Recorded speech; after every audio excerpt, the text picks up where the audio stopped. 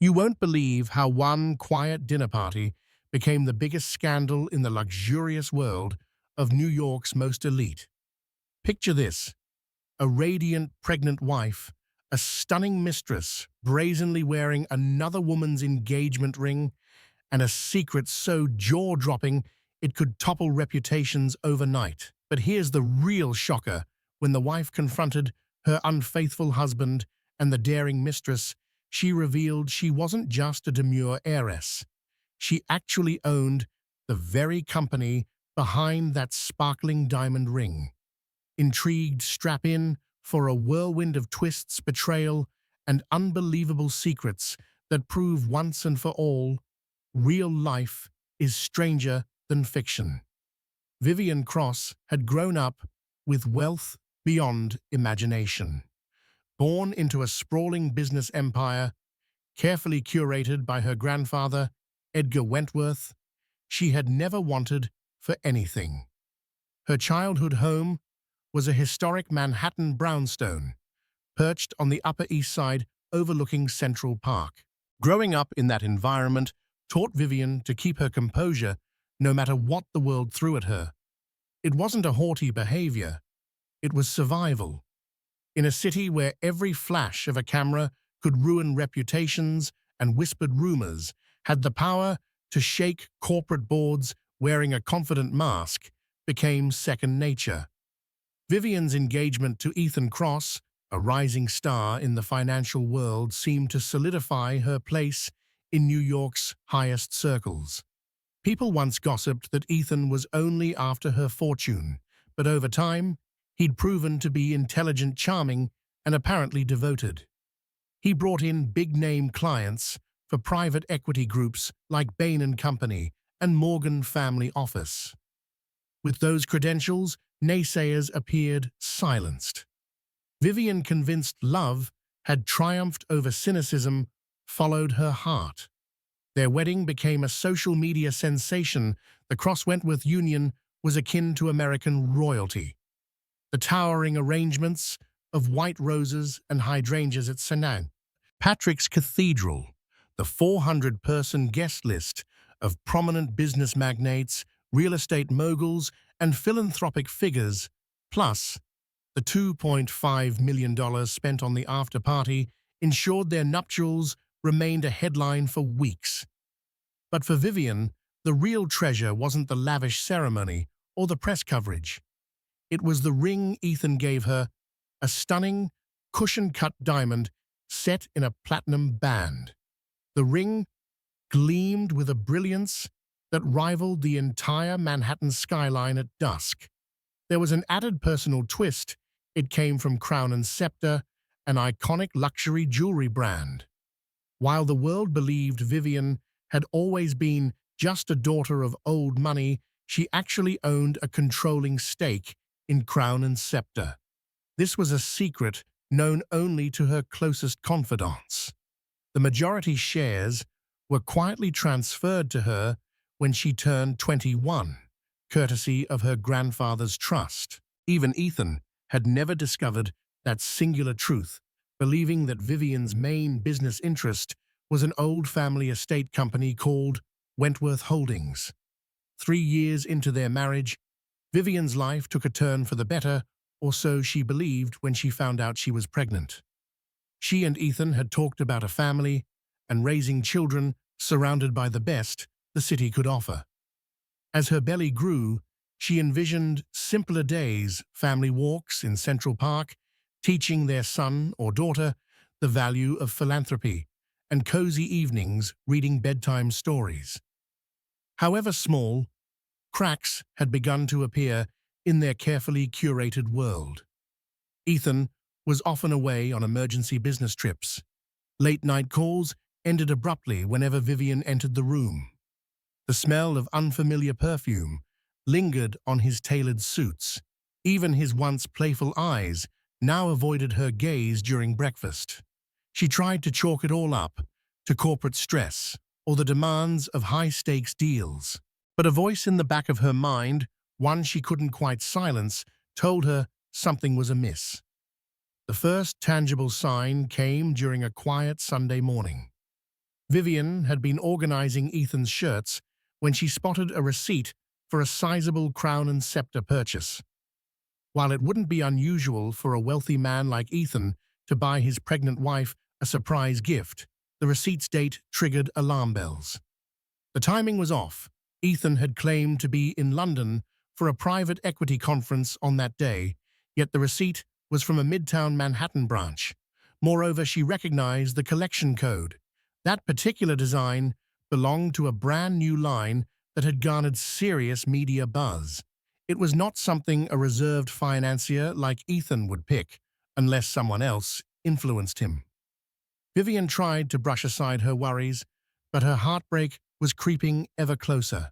She remembered what her friend Hazel Bradley, a respected interior designer who had dated her share of unfaithful men, once told her, "The people who have the most to lose hide their secrets in the most obvious places."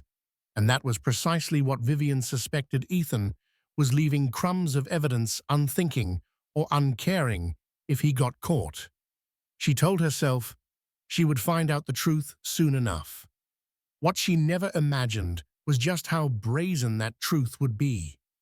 The ring she cherished, symbol of their union, was about to feature in the most humiliating betrayal of her life. Yet no one could guess she'd turn that shame into her greatest triumph by revealing a single detail she had kept carefully hidden, that she was the real force behind Crown Scepter. In the days following the discovery of the receipt, Vivian found herself struggling to remain calm. She didn't want to confront Ethan without proof.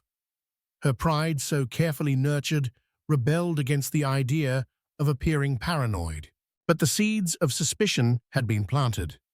Shadows lurked in every corner.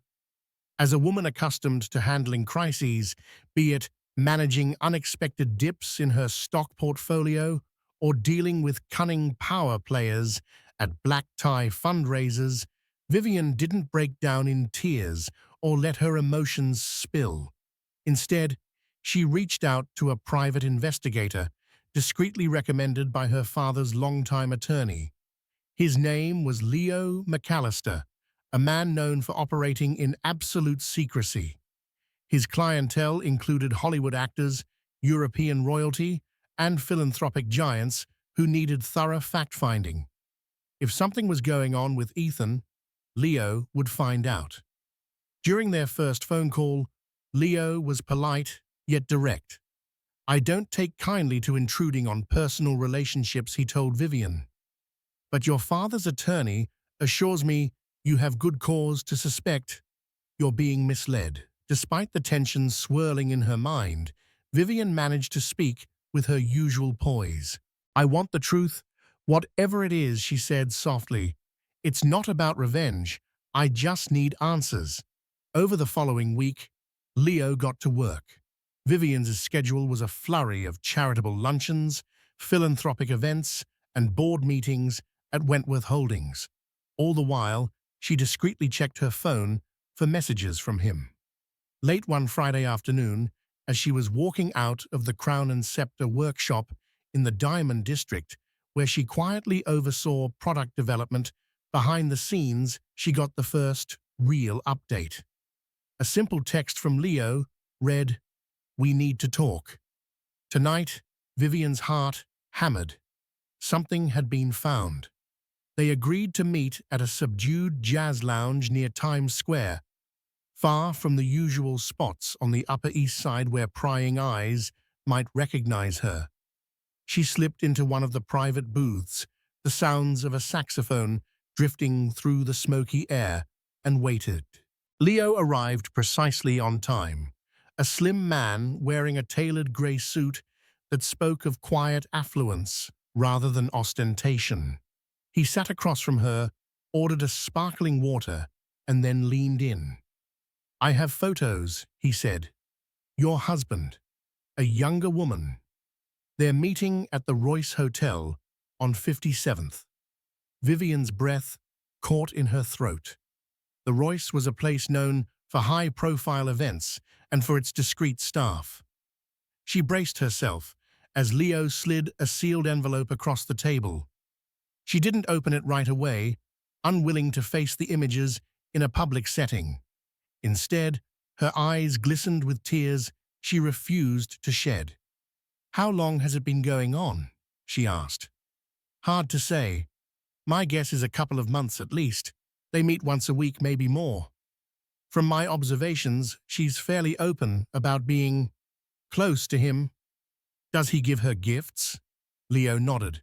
"Expensive ones. I have receipts from your family brand, Crown Scepter. Large sums withdrawn from one of his personal accounts." The store manager at the Midtown location recognized Ethan's face. "He's done several purchases recently." Vivian's nails dug into the plush velvet seat. She wasn't surprised, but the confirmation stung. Her relationship had been a charade at least for the past few months. And to make matters worse, Ethan was using her own company's products to woo another woman. A swirl of emotions collided: anger, disgust, heartbreak, and a razor-sharp determination not to let Ethan reduce her to a sobbing mess. She asked the question, swirling in her mind. "Who is she?" Leo inhaled. "Her name is Rosalind Lane. She's a socialite, runs in some of the same circles as your philanthropic events. She hasn't made a big name for herself, but she's known among certain tabloids. She's also rumored to be financially ambitious, if you catch my drift." That was all Vivian needed to know. Some younger woman who saw Ethan as a ticket into high society. Vivian clenched her fists. She pictured the ring Ethan had given her, the shining gem from Crown Scepter, and recalled how it once symbolized a vow. Now that vow felt worthless. She took the envelope, setting it in her purse. "Thank you, Leo. Keep following them. I need more details. But be careful. I don't want this going public." Leo nodded. "I'll be in touch." When he left, she sat there for another 30 minutes, finishing her tea in silence. The band played a gentle melody that might have been romantic under different circumstances. Now it felt hollow. Her phone buzzed. Ethan was texting that he might be home late. Work emergency, of course. Vivian closed her eyes, exhaled, and told herself that soon enough she would confront him. But first, she needed to make sure she had every advantage. She didn't just want to catch him, she wanted to show him that betraying her was the biggest mistake of his life. Vivian found herself increasingly torn between heartbreak and resolution. Every glance in the mirror reminded her that she was 5 months pregnant. Ethan's unborn child lived in her womb, and she wasn't sure how to reconcile the fact that her husband was secretly with another woman. When she finally looked at the photographs that night, each image felt like a dagger through her chest. Ethan stood with Rosalind outside the Royce Hotel, his hand placed intimately on her back. In another shot, he handed her a small silver gift box that bore the Crown Scepter logo. The final picture was the most damning. They shared a laugh in the hotel lobby, leaning in with a closeness that left no room for misinterpretation. Her composure cracked. She threw the pictures across her bedroom, sobbing so hard that her chest ached. After several minutes of tears and heartbreak, she forced herself to take a breath, to be the calm, collected woman her society demanded. She was Vivian Wentworth Cross, a name that commanded respect in boardrooms and charity circles alike. Yes, she felt betrayed, but she would handle this the same way she handled everything else, with strategic precision. Her father, Gregory Wentworth, was an imposing figure who seldom showed emotion. He had built up much of the Wentworth fortune after inheriting a fraction from Vivian's grandfather. The older man, now in his 70s, had occasionally tested Ethan's loyalty, but each time, Ethan managed to charm him. Vivian debated whether to confide in her father, but hesitated. She worried about triggering a scorched earth campaign that might overshadow the entire family name. The Wentworth brand was centuries in the making, and the slightest scandal could cause irreparable harm. Later in the week, as she was leaving the doctor's office after a prenatal checkup, she got a call from a longtime friend, Beatrice Wong, a Hong Kong-based businesswoman she had befriended during a philanthropic retreat in London. Beatrice's father was a major investor in international trade, but Beatrice spent her time championing women's empowerment. Her voice, usually bright, carried a concerned edge. "Vivian, is everything all right? I saw Ethan at the Peninsula Bar with someone last week. It looked suspicious, but I didn't want to jump to conclusions." Vivian's throat tightened. "I'm handling it," she managed to say. Beatrice's sigh crackled through the phone. "You don't deserve this, especially not right now." Vivian thanked her for her concern, and after they hung up, she felt an odd sense of comfort. She wasn't alone. People she trusted were noticing Ethan's behavior too. It wouldn't be long before the rumor mill started churning, if it hadn't already. She needed to act swiftly. That evening, she texted Ethan that she'd meet him for dinner near the Crown Scepter boutique in Midtown, an innocuous suggestion that she wanted to see the new display windows. Predictably, he had some excuse about staying late for portfolio reviews. Vivian didn't press. His avoidance merely confirmed her suspicions. What Ethan didn't know was that Vivian had arranged a business dinner with the store manager at Crown Scepter. In a private dining room at Le Jardin, one of New York's most exclusive French restaurants, she sat down with Anthony Franco, the boutique's manager and a loyal confidant who had worked at the brand for over a decade. "Your husband has a new buyer's profile with us," Anthony explained after they ordered their courses.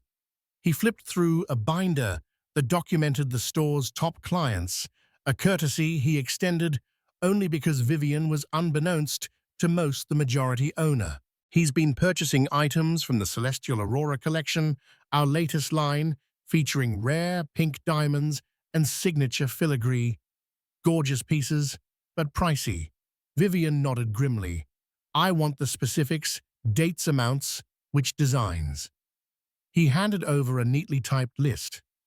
Her eyes scanned the entries: a rose gold pendant, a platinum tennis bracelet, an emerald-cut diamond ring. Not just small tokens, but significant investments.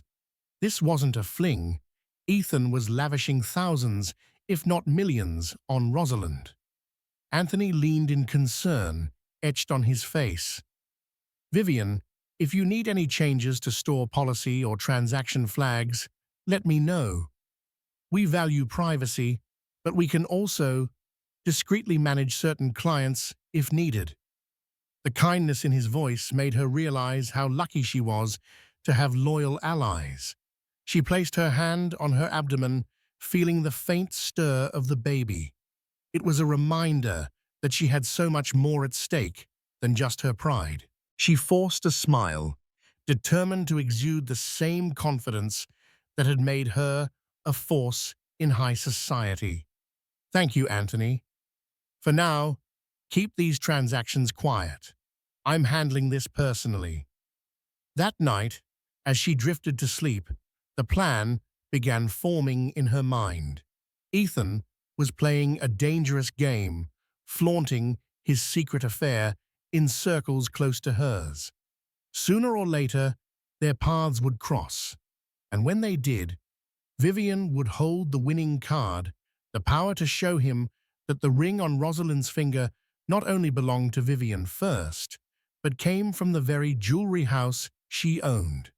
The day she confronted them would be a day neither Ethan nor his mistress would ever forget. By the following week, rumors were swirling faster than the swirling snow on a crisp December evening. Ethan's discreet affair was becoming a poorly kept secret. A small circle of high society acquaintances who had witnessed suspicious interactions quietly buzzed with speculation. Privately, some of them whispered to Vivian, offering half-hearted condolences. Others stayed silent, evidently unwilling to choose sides until the truth exploded into the public domain. But in the hush of her penthouse living room, Vivian prepared for a confrontation that would leave no room for doubt. She didn't want to wait until tabloids turned it into front-page scandal. She wanted to control the narrative, ensuring that when the confrontation happened, the truth landed like a thunderbolt, and she would hold the upper hand. Timing was everything. One evening, she discovered that Ethan and Rosalind planned to attend a charity gala at the Metropolitan Museum of Art. The event was sponsored by the Winters Foundation, raising funds for underprivileged youth art programs. As a known patron of the arts, Vivian herself had been invited weeks ago. Initially, Ethan feigned disinterest in going, claiming a business conflict. But a well-placed contact at the foundation confirmed he had RSVP'd with a +1 named Miss Rosalind Lane. Vivian's face hardened at the news. So they would flaunt their relationship publicly. It was both insulting and fortuitous. The stage was set for Vivian to make her move. Leading up to the gala, she took care of two important details. First, she made sure to buy a custom gown from Françoise Gaultier, a top Parisian designer known for dramatic silhouettes. Vivian's dress would be a captivating midnight blue creation, adorned with subtle crystals that caught the light, symbolic of her readiness to dazzle and dominate. She'd have the kind of presence no one could ignore. Second, she arranged a private meeting with her father's attorney, Mr. Townsend, to ensure her assets, including her shares in Crown Scepter, were secured in a manner that left no risk. Betrayed or not, she wasn't about to let Ethan's potential divorce claims sabotage her legacy. She was protected under stringent prenuptial clauses, but caution never hurt. Townsend assured her that Ethan had no direct claims on her businesses. If Ethan attempted to file for divorce or claim any portion of her company, he would hit an impenetrable legal wall. Still, the emotional toll weighed on her. She was pregnant, exhausted, and bracing herself for a showdown. At night, she'd feel the baby stir in her womb, and tears would prick her eyes. The child was innocent in all of this chaos, but if being strong meant ensuring a better future for her child, one free from Ethan's duplicity, then she'd do it 1,000 times over. The night of the gala finally arrived. A swirl of limousines lined up outside the Metropolitan Museum's grand staircase. Glittering chandeliers illuminated the museum's halls as society's finest, decked in designer tuxedos and gowns, mingled over champagne. Vivian entered alone, her posture, regal head held high. Camera flashes erupted in a frenzy. No one expected her to arrive because Ethan had implied she was resting at home due to her pregnancy. She offered a warm smile to the photographers gliding into the main atrium, where sculptures and classic paintings provided a sophisticated backdrop. Within moments, she spotted Ethan at the far side of the room. He was deep in conversation with a group of art patrons, but it was the figure at his side that caught everyone's attention: Rosalind Lane, a striking woman with cascading auburn hair. She wore a tight, crimson gown that screamed for the spotlight, her lips curled in a smile that seemed to revel in forbidden attention. Vivian inhaled slowly, steeling herself. She kept a friendly mask in place, greeting acquaintances, discussing new philanthropic projects, and occasionally patting her growing belly as people asked about her pregnancy. Outwardly, she exuded serenity. Inwardly, her nerves sang with tension. She knew she would eventually make her way to Ethan and Rosalind, but she wanted the timing to be perfect, public enough for clarity, yet contained enough to avoid an unseemly scene. A hush spread through a small circle of onlookers as Vivian approached them. Ethan froze at the sight of his wife, evidently not expecting her presence. The flicker of panic in his eyes was satisfying. Rosalind, by contrast, seemed unsure, though she had the audacity to keep wearing a bright, arrogant grin. Vivian's gaze shifted to Rosalind's hand.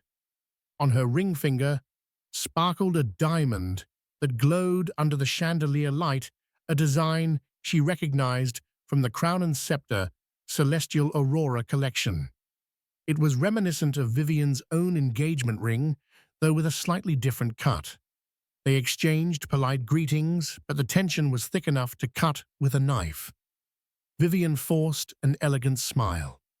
She felt the power of every heartbeat, knowing that in mere moments, everything would change. Everyone watching sensed the storm gathering in her presence. Vivian, Ethan said, trying to sound composed, I didn't think you'd be here. You told me you were resting tonight. A photographer snapped a quick picture, capturing the exact moment Ethan stammered in front of the museum's antique marble statue. Vivian offered the man a practiced social smile while ignoring her husband's question. Then she shifted her gaze to Rosalind. I don't believe we've been formally introduced, she said, holding out her hand. I'm Vivian Wentworth Cross. Rosalind hesitated, but finally took Vivian's hand. Her grip was light, as if she feared contamination. Rosalind Lane, she replied, voice dripping with insincere politeness. Ethan's business associate. Vivian glanced at the ring on Rosalind's finger, arching an eyebrow in feigned curiosity. That's quite the piece you're wearing. Is it from Crown Scepter's new line? Rosalind's eyes lit up as she raised her hand, letting the diamond catch the light. Yes, it's their celestial aurora ring. Isn't it stunning? Ethan picked it out for me. He has excellent taste. A hush fell around them. Guests within earshot angled closer, straining to hear the confrontation they suspected was imminent. Even the museum staff glanced nervously at the group, aware that the tension in the air was drastically unbefitting a classy charity gala. Ethan's face grew red, and he cleared his throat, trying to regain control. Vivian, we should talk in private. But Vivian held her ground. Her heart pounded, but she'd never let it show. Oh, this is perfect, she said. Her smile so sweet, it sent chills down Ethan's spine. I've been meaning to talk about the future of Crown Scepter. The brand is so close to my heart. Rosalind raised a skeptical eyebrow. Why would it be close to your heart, dear? Because your engagement ring is from there. It's lovely, I'm sure. A few snickers rippled around them. People recognized a catfight in the making, though it was more complicated than that. Vivian didn't break eye contact with Rosalind. Yes, I do have a ring from Crown Scepter. So do many others. But I have another connection to it, a deeper one. Ethan's jaw tightened. He could sense that something big was about to drop, though he had no clue what. He hadn't even realized that Vivian was a major shareholder, let alone the controlling majority owner. With an almost theatrical timing, Vivian took a small step forward. She locked eyes with Rosalind's ring. Then, speaking clearly enough for all to hear, she said, I own Crown Scepter. The statement fell like a thunderbolt. A chorus of gasps echoed through the onlookers. Rosalind's eyes went wide, flicking from Ethan to Vivian in confusion. You what? She managed to stammer. Vivian held her chin high, voice steady. It's a family business, in fact, passed down to me through a special trust. So it's quite fascinating to see you wearing a ring from my personal brand. especially one that is suspiciously similar in style to my own engagement ring. Perhaps you thought Ethan's money gave him the right to bestow it on whoever he pleased. Ethan tried to intervene, his voice a desperate whisper. Vivian, let's handle this calmly. We can talk about it at home. You don't want to make a scene. But she refused to be hushed. A scene, her face radiated an icy composure. I'm just letting everyone know about the kind of man you are. Gift-giving is one thing. Secretly romancing another woman while your pregnant wife is at home is quite another. And using my own company's jewelry, that's not only insulting, it's tragicomical. Rosalind looked as if she wanted to melt into the marble floor. Her ring, once an object of pride, now felt like a brand of shame. She tried to laugh it off. I had no idea. Ethan just told me he found it in a boutique he liked. Eyes narrowed, Vivian replied, I'm sure he did. But from now on, you might want to check where your gifts are really coming from. At that, Ethan reached for Vivian's arm, a pleading gesture. She pulled away deftly. The hush around them grew silent as the tension peaked. Vivian could sense phone cameras snapping pictures capturing this scandalous revelation that would rocket through New York's upper crust by dawn. She let the moment breathe before delivering the final blow.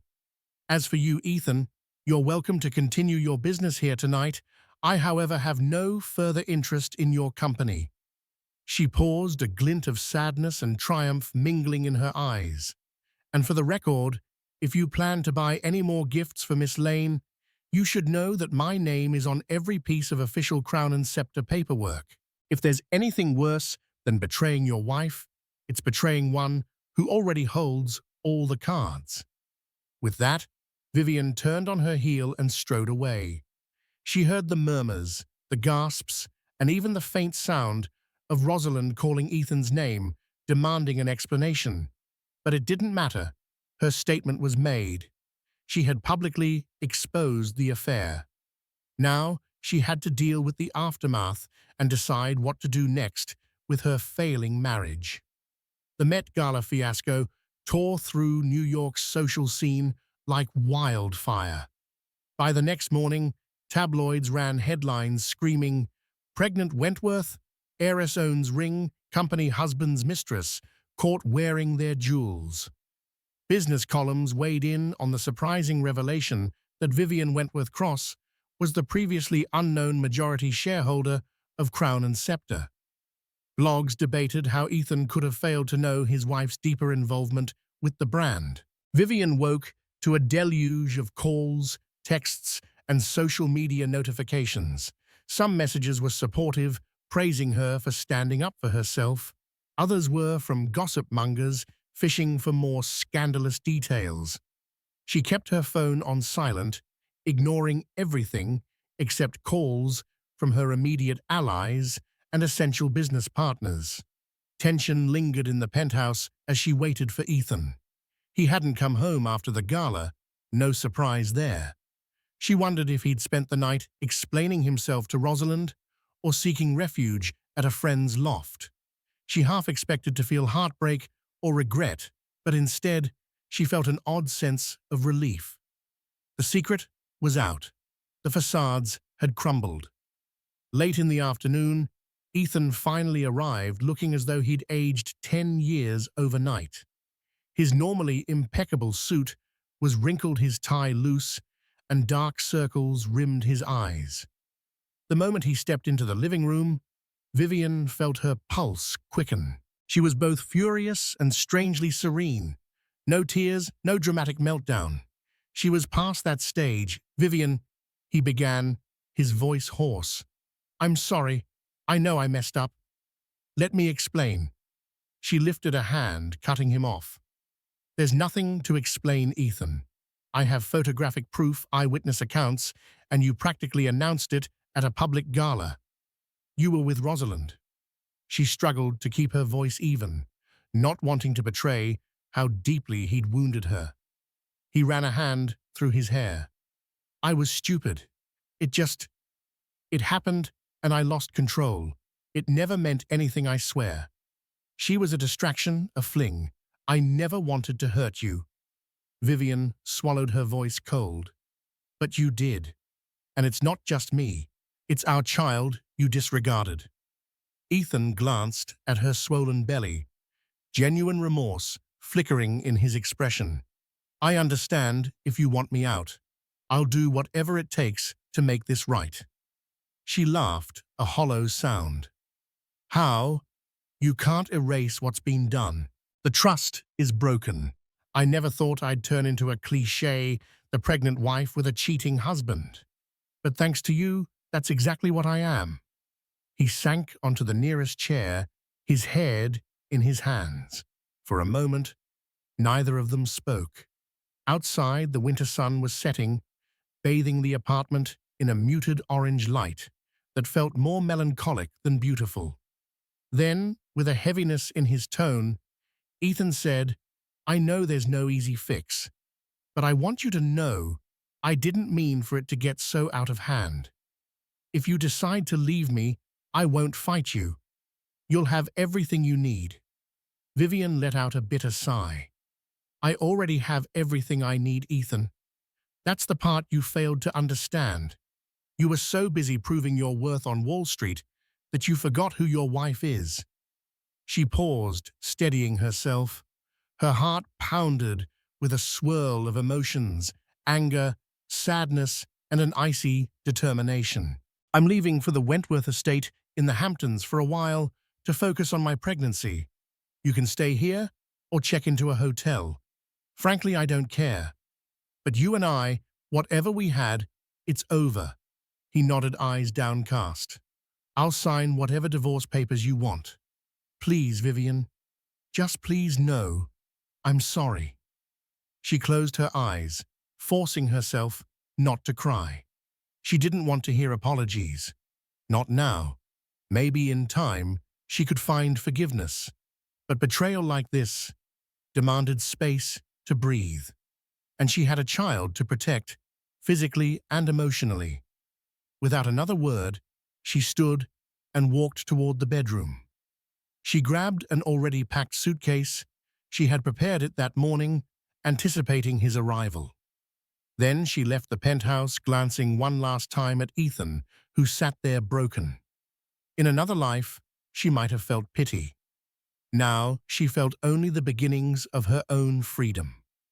A crisp winter wind greeted Vivian as she arrived at the Wentworth estate in the Hamptons. The sprawling mansion, built in a neoclassical style, overlooked the Atlantic Ocean.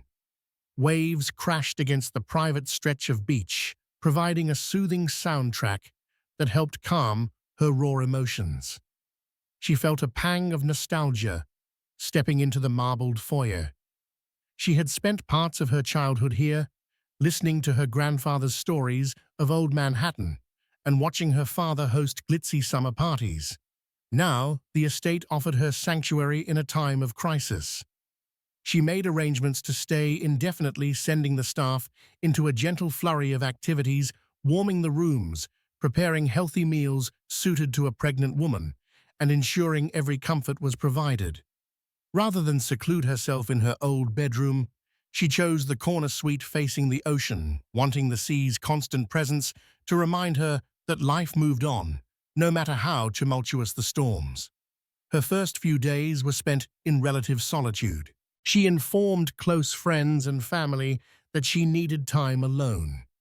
Even her father respected her decision, though he insisted on sending his personal driver Alexander to ensure she could get to appointments or errands discreetly. Vivian gratefully accepted the help, but asked that no one intrude beyond that. One afternoon, while resting on a chaise lounge in the sunroom, she received a call from Anthony Franco, the Crown Scepter manager. She almost let it go to voicemail, but decided to answer. "Anthony, hello," she greeted, trying to keep her voice poised. "How are you holding up?" Anthony asked gently. "The tabloids are relentless. If there's anything we can do at the boutique, let me know." Vivian swallowed, forcing a measured tone. "I appreciate it, but I'm okay, really. Just taking some time to breathe. Anthony hesitated before continuing. I don't know if this is the right moment to bring it up, but we have an event next month, an exclusive showcase of the Celestial Aurora collection at our flagship store. Top clients, some celebrities, and press are invited. I understand if it's the last thing you want to deal with right now, but as the majority owner, I thought you should know. It'd be a strong statement if you made an appearance. Vivian gazed out at the ocean. The last thing she wanted was to stand under more paparazzi flashes. But another side of her recognized an opportunity. She had built her identity in philanthropic circles, overshadowed by her father's legacy and overshadowed by Ethan's transgressions. This scandal ironically thrust her into the limelight. Now that the dust was settling, perhaps it was time to assume a more public role with Crown Scepter, revealing herself not merely as an heiress, but as a leader. She inhaled, "Let's not cancel anything. I might do it, but please keep it quiet." No official statement yet. Of course, Anthony said. Take care of yourself, Vivian. That's priority. When they hung up, Vivian set her phone aside. She rested a hand on her belly, feeling tiny flutters of life. She whispered to the unborn child, I promise, I'll give you a world where you never feel ashamed or unloved. Days turned into nights, each passing quietly. She found refuge in simple pleasures, reading by the fireplace, meditating on the veranda, strolling along the beach. Through journaling, she started sorting her tangled emotions. She wrote letters to Ethan she never planned to send, expressing her pain, anger, and lingering confusion. Sometimes tears stained the paper, but gradually the tears lessened. She pictured a future where she was a single mother balancing her philanthropic passions with the responsibilities of parenthood, forging a new identity apart from Ethan. Early one morning, she received a surprise visitor, Beatrice Wong.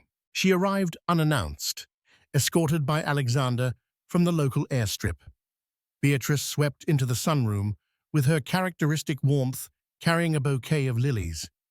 I couldn't stay away, she declared, pulling Vivian into a gentle embrace. I've been worried about you. Vivian, grateful for the company, led her friend to the sitting area overlooking the ocean. Over cups of lavender tea they caught up.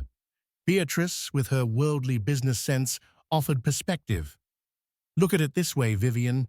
You have a fresh start, and you own a top-tier jewelry brand. Women around the world would kill to be in your position. Minus the heartbreak, of course. Now you can shape your destiny. Vivian smiled, tears glimmering. Thank you for being here. The heartbreak is real. But you're right, I don't have to hide anymore. Maybe that's what I needed, a push to claim my place. They walked along the beach, discussing strategies for how Vivian could leverage her newly public ownership of Crown Scepter. Beatrice even floated the idea of launching a philanthropic initiative tied to the brand, a scholarship fund for underprivileged women who wanted to enter the jewelry design or business fields.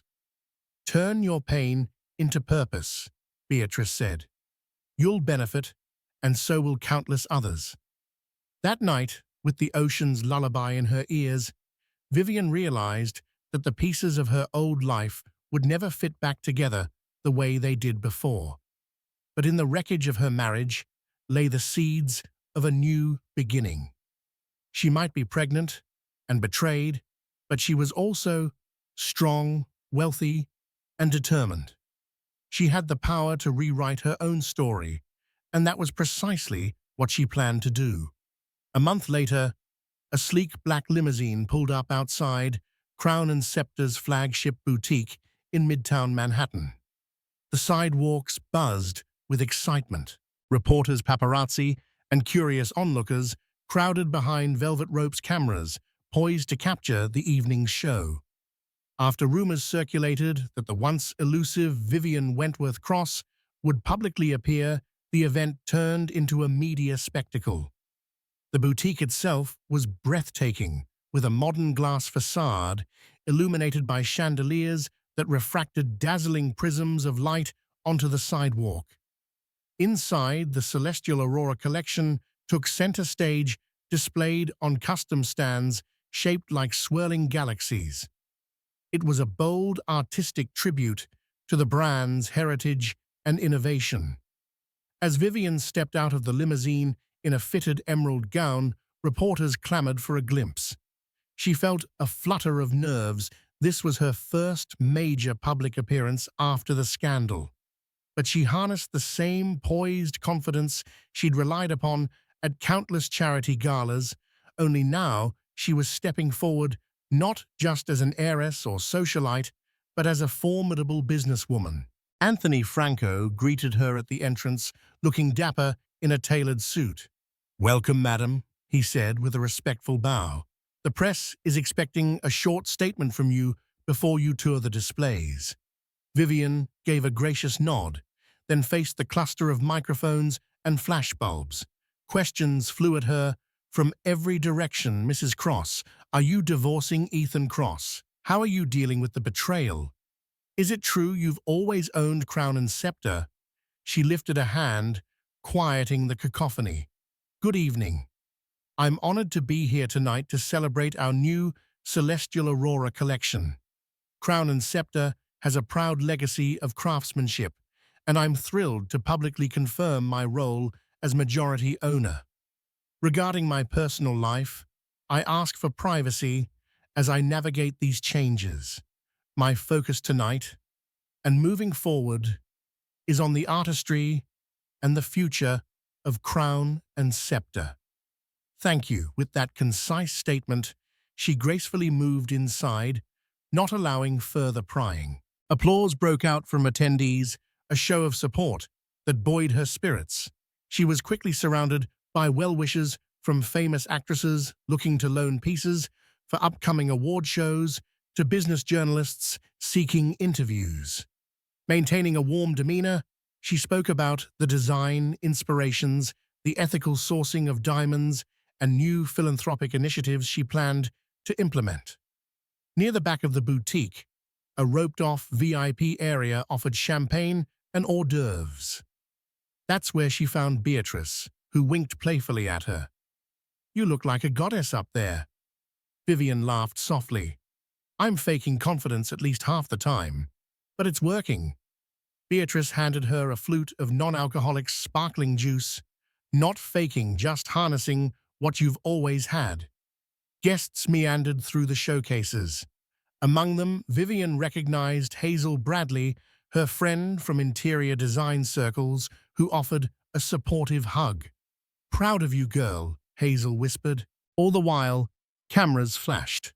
The night was a triumphant statement. Vivian Wentworth Cross wasn't vanishing into the shadows.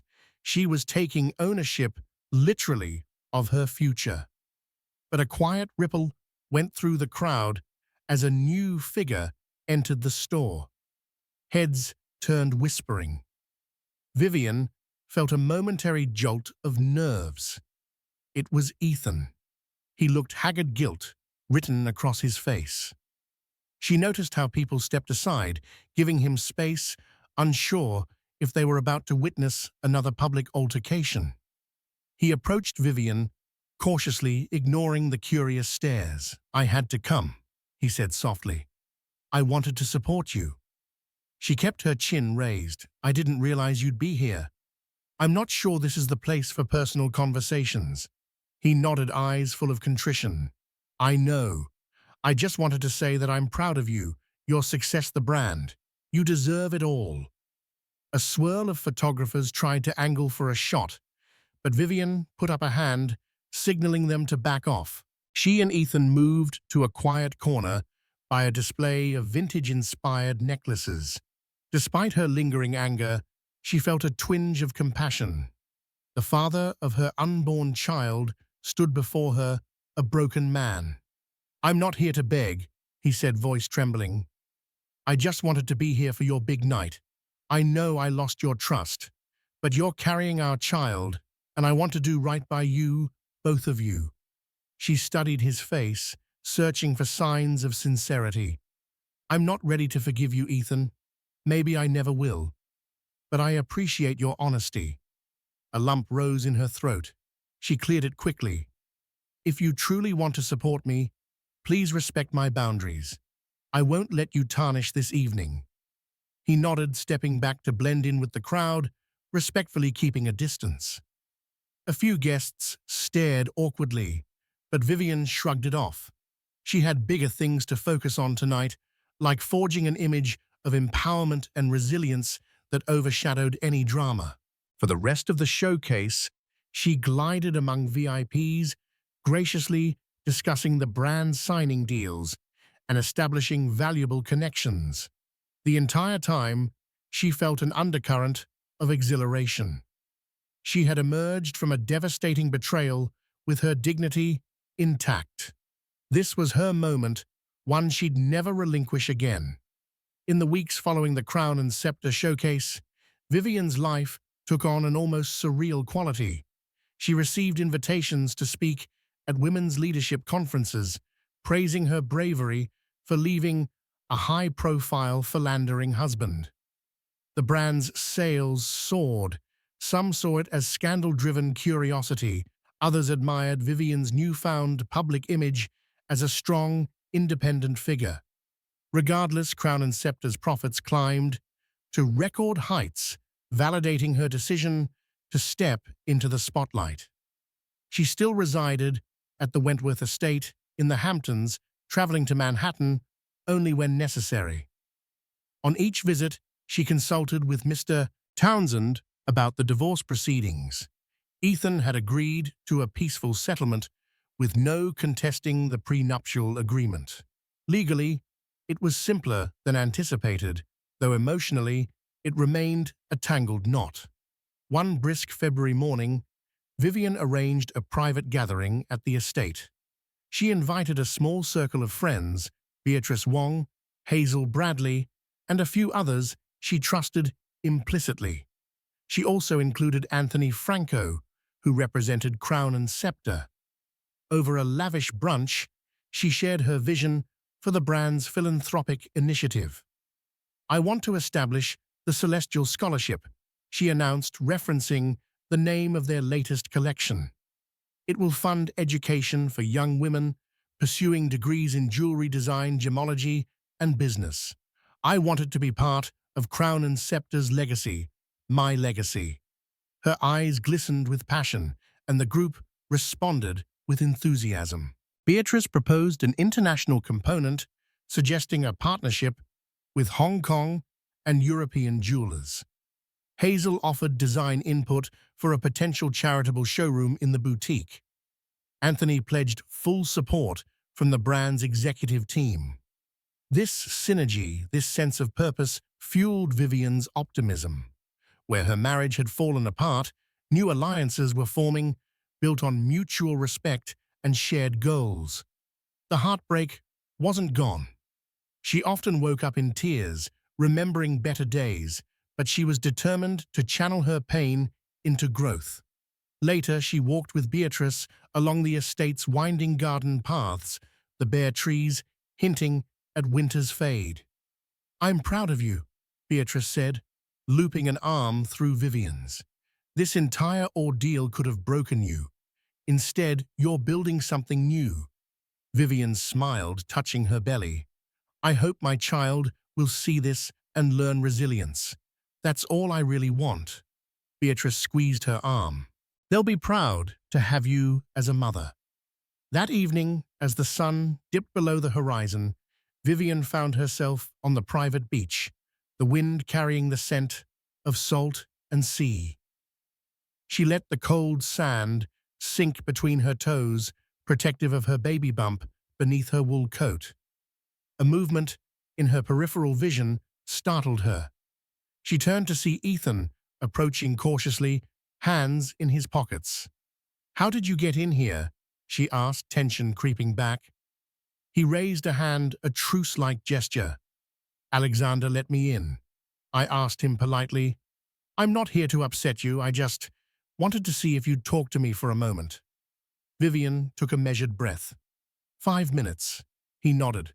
I talked to your father's attorney. We're finalizing the divorce papers. I'm returning to the city, packing up my things from the penthouse. But before everything is finalized, I wanted to say, I'm deeply sorry. I hurt you, and I hurt our future family. I deserve the consequences. She remained silent, letting him continue. He took a few steps closer, gaze dropping to her belly. I'd like to be involved, as a father. If you'll let me. I know I've given you no reason to trust me, but this child, it's our child. Vivian closed her eyes, a swirl of conflicting emotions flooding her. We'll take it one step at a time, she finally said, voice trembling. I'll never deny you the chance to be a father. But that doesn't erase what happened. We'll need boundaries. Ethan nodded, tears forming in his eyes. Thank you, Vivian. I promise I'll respect whatever boundaries you set. For a moment, they stood there listening to the waves roar. Then quietly, Ethan turned and walked away, leaving her alone in the fading light. She wrapped her arms around herself, feeling both the chilling wind and the faint warmth of hope. The man she loved was gone, replaced by someone who had betrayed her. But maybe they could still find a way to parent their child without tearing each other apart. She stayed on the beach until the sky darkened, letting the ocean's endless rhythm steady her heartbeat. Like the tides, life flowed forward, ever-changing, and she had no choice but to adapt. She was determined to rise above the wreckage, forging a future for herself and her child that was as bright as any diamond in Crown Scepter's collection. Spring arrived in the Hamptons, bringing fresh greenery and milder winds that coaxed Vivian out for morning walks. Near the end of her third trimester, she relished the gentle exercise, feeling it helped prepare her for the birth. With each day, her belly grew, reminding her of the new life soon to enter the world. The divorce was finalized with minimal drama. Tabloids momentarily flared up, shockingly quick settlement. Did Vivian Cross pull strings? But attention soon drifted to other scandals. Vivian's stoic silence on personal details cooled the media frenzy. She took the high road, offering no public condemnation of Ethan, who quietly retreated into the background. During this time, Crown Scepter soared. Stores reported rising sales. The Celestial Scholarship, launched with a modest endowment from Vivian, garnered positive press, overshadowing the old scandal with stories of empowerment. Vivian also took a direct hand in design discussions for a new collection called New Dawn, symbolizing hope and renewal. Collaborations with philanthropic partners flourished just as she'd hoped. As her due date neared, she surrounded herself with supportive friends. Beatrice flew in for a week, bringing gifts from Hong Kong and offering to help with the nursery. Hazel visited daily, reorganizing the estate's interior to make it more baby-friendly, less formal, and more comfortable. Anthony sent a stunning custom-made cradle, its design echoing Crown Scepter's refined aesthetic. She rarely saw Ethan, but on a mild April morning, she found him pacing the estate's entry hall, holding a gift-wrapped box awkwardly. The staff had let him in, aware he was still the father of Vivian's child. He offered a polite greeting. I should have called, but I wanted to bring something for the baby. He held out the box. Vivian hesitated, but curiosity nudged her. She opened the wrapping to reveal a soft plush blanket embroidered with the child's initials, MC. Ethan cleared his throat. I know we haven't decided on a name yet, but I thought about Matthew or Madeline, depending on if it's a boy or girl. Tears prickled her eyes. It was a thoughtful gesture, though it came from a source of deep pain. She forced a gentle nod. "Thank you. That was kind." They sat in the sunroom for a few minutes, discussing hospital plans, potential visitation schedules, and how best to co-parent once the baby arrived. Vivian was firm but reasonable, making it clear that he could be part of the child's life if he remained respectful and followed the boundaries she set. When he left, she felt a surprising calm. Maybe forgiveness was too strong a word, but acceptance seemed possible. They would never be the couple they once were, but perhaps they could be civil, even supportive, for the sake of their child. A couple of weeks later, just before dawn, Vivian's water broke. The ensuing hours flew by in a whirlwind of contractions, hospital beeps, and medical staff rushing around. Beatrice was by her side, as was Hazel, holding her hand through every wave of pain. In the final stretch, Vivian felt a surge of determination that mirrored every trial she had faced. The betrayal, the public humiliation, the heartbreak. She was stronger now. She could face anything. Then, a new piercing cry echoed in the delivery room, a baby's first breath, a sound that changed Vivian's life in an instant. With tears rolling down her cheeks, Vivian cradled a tiny girl in her arms, her heart exploding with love. Beatrice pressed a comforting hand on Vivian's shoulder, and Hazel dabbed at her own eyes. "Welcome to the world, little Madeline," Vivian whispered. In that moment, all her pain and triumph blended into a single realization: she was reborn too, as a mother forging a new chapter that promised both challenges and unimaginable joys. In the end, Vivian Wentworth Cross's story is one of fierce triumph over betrayal. She discovered her husband's affair only to flip the script and reveal her secret ownership of a global jewelry empire. But more importantly, she reclaimed her dignity and forged a path forward to build a life shaped by her own vision, not by scandal or heartbreak. Now, with her daughter Madeline in her arms and the sparkling future of Crown Scepter in her hands, Vivian stands as an inspiration to anyone who has ever felt crushed by life's darkest moments. Thank you for joining this whirlwind journey of opulence, secrets, and resilience. If you found the story gripping and heartfelt, please remember to like this video, share it with friends who love drama and redemption arcs, and subscribe to this channel for more captivating stories. Your support keeps these tales alive. See you in the next one.